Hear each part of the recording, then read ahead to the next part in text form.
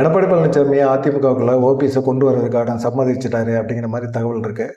குறிப்பாக பார்த்தீங்கன்னா பொதுக்குழுவில் வந்து ஓபிஎஸ்ஸையோ டிடிவி தினகரனையோ சசிகலாவோ கட்சிக்குள்ளே சேர்க்க முடியாது அப்படிங்கிற மாதிரி ஒரு பொதுவான ஒரு தீர்மானங்கள்லாம் போட்டிருந்தாங்க. ஆனால் நேரடியாக சொல்லலை, மறைமுகமான ஒரு தீர்மானங்கள். அதில் ஓபிஎஸ் மறைமுகமாக விமர்சனம்லாம் பண்ணியிருந்தார்.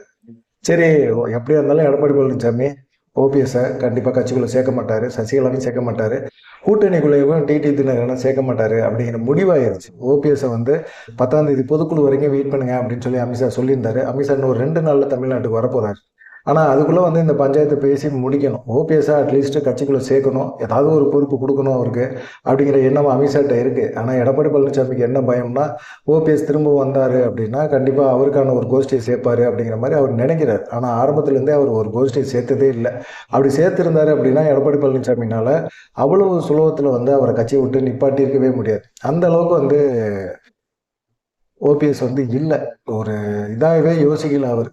அந்த மாதிரி தான் இருந்தார். ஆனால் நயினா நாகேந்திரன் இப்போ பொதுக்குழுலாம் முடிஞ்ச பிறகு எடப்பாடி பழனிசாமி போய் சந்திச்சார்.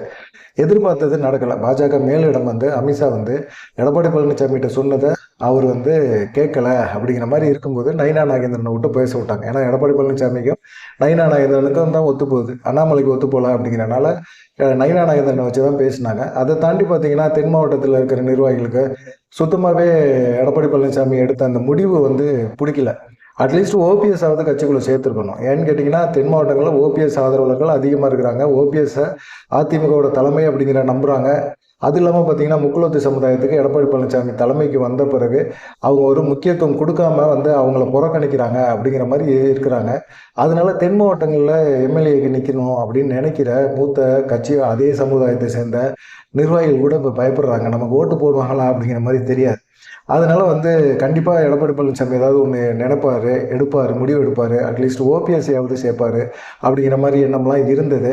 ஆனால் எந்த முடிவும் இல்லைங்கிறனால நயினா நாகேந்திரன் போய் நேரடியாக எடப்பாடி பழனிசாமியை சந்தித்து பேசினார். அதுக்கு முன்னாடி அமித்ஷா நயினா நாகேந்திரன்ட்ட பேசி எடப்பாடி பழனிசாமிகிட்ட நம்ம சொன்ன எந்த விஷயங்களையும் தீர்மானமாக போடலை, என்னன்னு போய் பாருங்கள் பேசுங்க அப்படின்னு சொல்லி அனுப்பியிருந்தார்.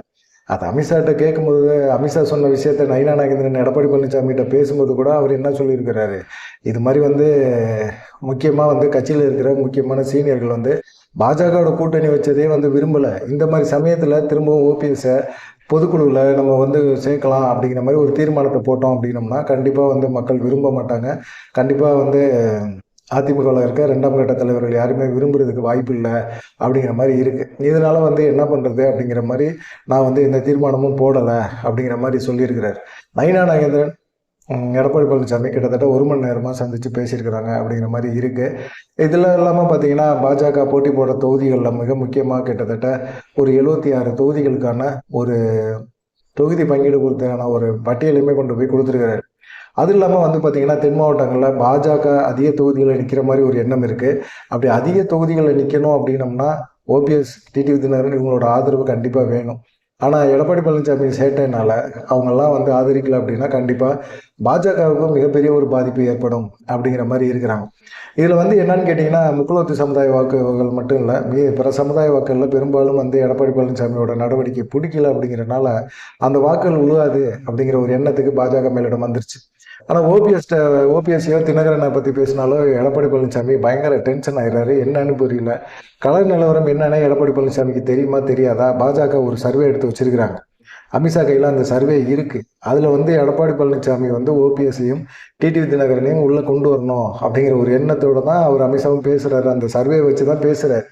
எந்த சர்வே வச்சு நீங்கள் பேசினாலும் சரி எடப்பாடி பழனிசாமி எதுக்குமே ஒத்து போக மாட்டார். அவருடைய எண்ணம், பேச்சு, செயல் எல்லாமே அப்படி தான். ஆனால் எடப்பாடி பழனிசாமி என்ன சொல்கிறாரு அப்படின்னா, டிடிவி தினகரன் வந்து எனக்கு ரொம்ப மிகப்பெரிய ஒரு துரோகம் பண்ணிட்டாரு.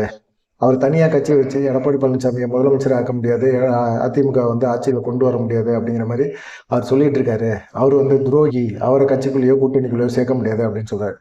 டிடிவி தினகரன் வந்து அவராக கட்சியை விட்டு போனார், கட்சியை விட்டு நீங்கள் நிப்பாட்டினீங்க, அவர் என்ன செய்வார், கட்சியை ஆரம்பிப்பார். எடப்பாடி பழனிசாமி அதிமுகவை அபகரிக்கிறாரு, அவ்வளோதான் சொல்கிறாரு. எடப்பாடி பழனிசாமி ஒரு துரோகி, இவர் வந்து கட்சியை விட்டு இவர் நிப்பாட்டுவார், தனி கட்சியை ஆரம்பிக்கக்கூடாது, இவருக்கு எதிராக வந்து பேசக்கூடாது, இவர்கிட்ட வந்து மன்னிப்பு கேட்கணும், இப்படியெல்லாம் சொல்லக்கூடாது. எடப்பாடி பழனிசாமி அப்படி தான் செய்கிறாரு. டிடிவி தினகரன் காலடியில் உளுந்து தானே வந்து முதலமைச்சர் ஆனார். சசிகலாட்ட பேசுங்க, இப்போ எம்எல்ஏக்கள் அங்கே கூவத்தூரில் அடைக்கப்பட்ட எம்எல்ஏக்கள்கிட்ட வந்து நீங்கள் இப்போ கேட்டிங்கன்னா எடப்பாடி பழனிசாமி யாருன்னு தெரியாது. எடப்பாடி பழனிசாமியை முதலமைச்சர் ஆக்கிறத நீங்கள் விரும்ப மாட்டாங்க. கடைசி நேரத்தில் எல்லா முடிவையும் எடுத்த பிறகு சொல்லுங்க அப்படின்னு சொல்லிட்டு டிடிவி தினகரன்ட்ட தானே கெஞ்சினாரு. அந்த டிடி தினகரனை தான் கட்சி விட்டு நிப்பாட்டினாரு.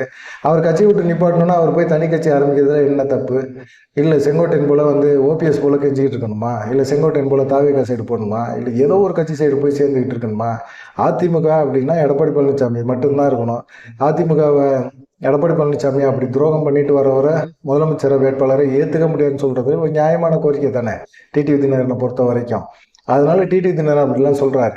அவர் எப்படி கூட்டணிக்குள்ள சேர்க்கணும்னு நீங்கள் சொல்கிறீங்க? என்னை முதலமைச்சர் வேட்பாளராக ஏற்றுக்க மாட்டேன்னு சொல்கிறாரு. அவரை எப்படி கூட்டணிகளை கொண்டு வர்றது அப்படிங்கிற மாதிரி தான் இருக்காரு. அதிமுகவை பொறுத்த வரைக்கும் திமுக எதிர்ப்பு அப்படின்னு சொல்கிற கட்சிகளோட நம்ம கூட்டணி வைக்கலாம் அப்படிங்கிற மாதிரி சொல்கிறாரு. திமுக எதிர்ப்பு தான். அம்மா மக்கள் முன்னேற்ற கழகமும் ஓபிஎஸ் திமுக எதிர்ப்பு தான். ஆனால் தாவேகாவும் திமுக எதிர்ப்பு தான். தாவேகா உங்க கூட கூட்டணி வைக்க தயாராக இருக்கா? எவ்வளவோ கெஞ்சி பார்த்துட்டீங்க. கூட்டணி வைக்க அவங்க தயாராக இருக்காங்களா? இல்லை. அப்படிப்பட்ட ஒரு சூழ்நிலையில் வர்றவங்கள 1% 2% ஓட்டு வச்சிருக்கவங்கள்ட்ட நீங்கள் வந்து கண்டிப்பாக வந்து காம்ப்ரமைஸ் பண்ணி போய் தான் ஆகணும் அப்படிங்கிறது தான் அமித்ஷாவோட எண்ணம். ஆனால் டிடி தினகரனை சேர்க்க முடியாது. ஆனால் வந்து பார்த்தீங்கன்னா நம்ம திமுக எதிர்ப்பு அப்படின்னு சொல்கிறோம். ஓபிஎஸ்ஸை வந்து கட்சியை விட்டு நிப்பாட்டணுன்னா அவர் போய் சமீபத்தில் கூட அவர் பையன் எல்லாம் போய் முதலமைச்சர் ஸ்டாலினை போய் சந்தித்து பேச்சுவார்த்தை நடத்திட்டு வராங்க. இதெல்லாம் வந்து எப்படி இதெல்லாம் ஏற்றுக்க முடியும்? சட்டமன்றத்தில் திமுக எதிர்த்து ஏதாவது பெருசாக பேசுனாங்களா? அதெல்லாம் ஒன்றுமே கிடையாது. அவங்க மறைமுகமாக திமுகவுக்கு வந்து ஆதரிக்கிறாங்க அப்படிங்கிற மாதிரி வந்து எடப்பாடி பழனிசாமி 2 பேர்த்தையுமே சொல்கிறாரு. ஆனால் பார்த்தீங்கன்னா ஓபிஎஸ்ஸை கூட எங்களால் சேர்த்துக்க முடியும். ஓபிஎஸ் வந்து எந்த நிபந்தனையும் இல்லாமல் எடப்பாடி பழனிசாமியை முதலமைச்சர் வேட்பாளராக ஏற்றுக்கிறேன் அப்படின்னு சொல்லிட்டு பகிரங்கமாக அறிவிக்கணும். முதல் பாயிண்ட் அவர் அதுதான். எடப்பாடி பழனிசாமி கிட்ட வந்து அவர் வந்து கட்சிக்குள்ளே அதிமுகவுக்கு திரும்ப வரணும்னா கட்சியில் இந்த பதவி வேணும் அந்த பதவி வேணும் அப்படிலாம் கேட்கக்கூடாது. எடப்பாடி பழனிசாமி என்ன சொல்கிறாரோ அதை கேட்கணும். 2வது, எடப்பாடி பழனிசாமி தான் முதலமைச்சர் வேட்பாளர், அவருக்காக நான் பிரச்சாரம் பண்ணுவேன் அப்படிங்கிற மாதிரி ஒரு இதில் இருக்கணும். இது எப்படி ஓபிஎஸ்னால ஏற்றுக்க முடியும்? 3 முதலமைச்சராக இருந்தவர், அம்மானால வந்து பரதன்னு சொல்லப்பட்டவர், விசுவாசின்னு நம்பப்பட்டவர். அப்படிப்பட்டவர் எப்படி வந்து எடப்பாடி பழனிசாமிகிட்ட போய் அடிமை மாதிரி கை கட்டி நின்றுக்கிட்டு வாய் பொத்திட்டுலாம் இருக்க முடியாது. ஆனால் எடப்பாடி பழனிசாமி அதை தான் சொல்கிறாரு. எப்படியா இருந்தாலும் ஓபிஎஸ் இந்த விஷயத்துக்கு ஒத்துக்க மாட்டார். ஒத்துக்கிட்டு அவர் வந்தாருன்னா அவரை வந்து ரொம்ப மட்டமாக நடத்தணும். ஆனால் கேபி பெருசாமி முதற்கொண்டு எதிர்வார். அங்கே எடப்பாடி பழனிசாமி சொல்கிறது தான் கேட்கணும் அப்படிங்கிற ஒரு நிலைமையில போய் அங்கெல்லாம் உட்கார முடியாது ஓபிஎஸ்னால. ஆனால் பார்த்தீங்கன்னா எடப்பாடி பழனிசாமிக்கு என்ன திமிருன்னா, அவருக்கு பாஜக வந்து பெரிய கட்சியாக இருக்கலாம், தேசிய அளவில் பெரிய கட்சியாக இருக்கலாம். அது மாநில முதலமைச்சராக இருக்கும்போது எங்களுக்கு வந்து மத்திய அரசோட ஆதரவு தேவைப்படும். இப்போ எங்களுக்கு தேவைப்படாது, நாங்கள் எதிர்கட்சி. அது இல்லாமல் பார்த்தீங்கன்னா உங்களுக்கு தேவை அப்படிங்கிறது அதிமுக தான் தேவை, எங்களுக்கு பாஜக அப்படிங்கிறது தேவை கிடையாது அப்படிங்கிற மாதிரி ஒரு எண்ணத்தில் பேசுகிறாரு அப்படிங்கிற மாதிரிலாம் சொல்கிறாங்க. சரி, இது என்ன பண்ணுறது அப்படிங்கிற மாதிரி ஒரு எண்ணம் வந்துருச்சு. டிடி தினகரனை சேர்க்க முடியாது, ஓபிஎஸ்ஸை சேர்த்துக்கலாம். ஆனால் எந்த நிபந்தனையும் இல்லாமல் ஓபிஎஸ் வந்து சேர தயாராக இருக்கிறாரா அப்படிங்கிற மாதிரி தான் நயினா நாகேந்திரன்கிட்ட பேசியிருக்காரு. நயினா நாகேந்திரன் இதை என்ன செய்கிறாரு, கண்டினியூ இதை அப்படியே எடுத்துகிட்டு போய் அமித்ஷாட்ட ஒரு 2 நாளைக்கு அப்புறமா போய் சொல்ல போகிறாரு. சொல்லிவிட்டு இது மாதிரி பேச போகிறாரு. எடப்பாடி பழனிசாமி இதை சொல்கிறாரு, எந்த நிபந்தனை இல்லாமல் இதை ஏற்றுக்கோங்க அப்படின்னு சொல்கிறாரு. ஓபிஎஸ்ஸை கட்சிக்குள்ளே சேர்க்கறதுக்கான முயற்சி அப்படி தான் நடக்கும் அப்படிங்கிற மாதிரி பேசியிருக்கிறாரு. பார்க்கலாம். நயினா நாகேந்திரன், எடப்பாடி பழனிசாமி 2 பேருமே ஒரே மாதிரி ஆட்கள் தான். எடப்பாடி பழனிசாமி சொல்கிறத விட நயினா நாகேந்திரன் 2-3 பிட்டை எக்ஸ்ட்ரா போட்டு தான் பேசுவார். அதனால் வந்து அவர் வந்து கண்டிப்பாக அமித்ஷாட்ட இது மாதிரி எடப்பாடி பழனிசாமி சொன்னார் அப்படின்னு சொல்லுவார். அமித்ஷா வந்து தமிழ்நாட்டுக்கு வராரு. வந்த பிறகு ஒரு முக்கியமான முடிவுகள் எடுப்பாங்க. கண்டிப்பாக ஓபிஎஸ் அமித்ஷா முன்னிலையில் அதிமுகவில் திரும்ப சேருவார். ஆனால் பார்த்தீங்கன்னா கட்சியில் எந்த பதவியும் கேட்கக்கூடாதுன்னு எடப்பாடி பழனிசாமி சொல்ல முடியாது. ஆனால் சொல்கிறாரு அதை ஓபிஎஸ் ஏற்றுக்கிட்டு அந்த கட்சியில் போய் சேருவாரா அப்படிங்கிறது தான் ஒரு கேள்விக்குறியாக இருக்குது. அமித்ஷாவை நம்பிக்கிட்டே இப்படியே தொடர்ந்து பயணம் பண்ணார் அப்படின்னா கண்டிப்பாக ஓபிஎஸோட எதிர்கால அரசியல் என்ன ஆகும் அப்படிங்கிற ஒரு ஐயப்பாடோடு இருக்கிறாங்க. இதை பற்றி நீங்கள் என்ன நினைக்கிறீங்க அப்படிங்கிற ஒரு விஷயத்த மறக்காமல் கமெண்ட் பண்ணுங்கள். இறங்கி வந்திருக்கிறாரு எடப்பாடி பழனிசாமி அப்படின்னு சொல்கிறாங்க. நயினா நாகேந்திரன் ஒரு பிட்டை கூட போடுவார். தேர்தல் நெருக்கத்தில் வந்து கடைசி நேரத்தில் ஏதாவது ஒன்று பண்ணுவார். ஆனால் ஓபிஎஸ்ஸோ டிடி தினகரனோ சசிகலாவோ இல்லாமல் எடப்பாடி பழனிசாமினால தென் மாவட்டங்களில் கண்டிப்பாக ஓட்டு வாங்க முடியாது. அதிமுக கூட கூட்டணி வச்சுருக்க பாஜகவும் ஜெயிக்கிறது ரொம்ப பெரிய கஷ்டம். அதனால் வந்து அண்ணாமலை சொன்ன மாதிரி பாஜக தலைமையில் ஒரு கூட்டணியை உருவாக்கிடணும். கடைசி நேரத்தில் எடப்பாடி பழனிசாமிக்கு கலட்டி விட்டுறணும். எடப்பாடி பழனிசாமினால ஜெயிக்கவே முடியாது அப்படிங்கிற ஒரு சூழ்நிலை தான் இருக்குது.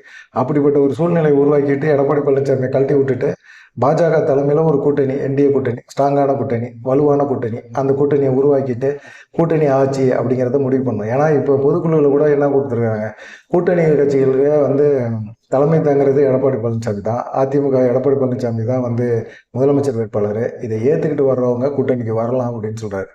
இவர் ஒன்றும் விஜய் கிடையாது, ஜெயலலிதா கிடையாது, எம்ஜிஆர் கிடையாது, எடப்பாடி பழனிசாமி தான்.